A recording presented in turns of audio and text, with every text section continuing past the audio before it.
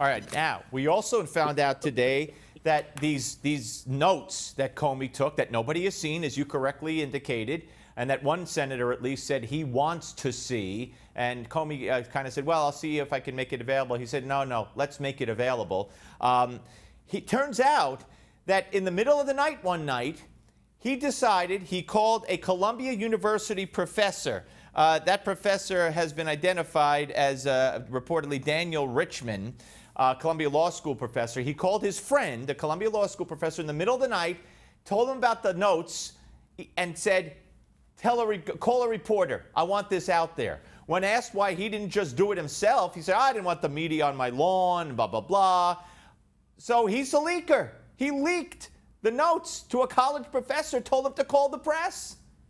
Yeah, these are the erratic actions of a nutcase, in my opinion. He has a lot to answer for. He politicized the FBI. The president had the authority to fire him. He did not fire him to head off a probe of Trump's Russian contacts because there were none. And frankly, General Flynn continues to be maligned and accused of breaking the law.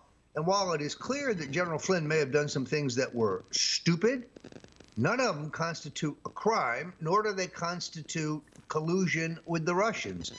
He remains a patriot, an American military hero who is accused of wrongdoing when he's done nothing wrong.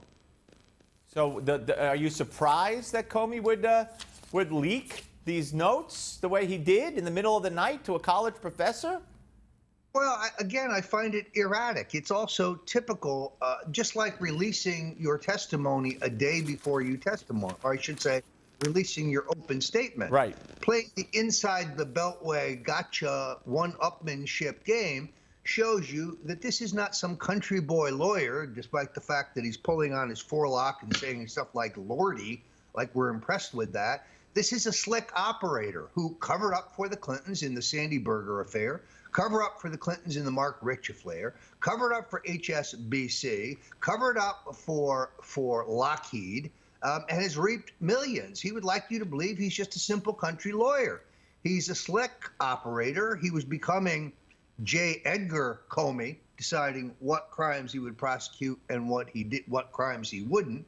Told the president, you're stuck with me for 6 more years. Really? Surprise.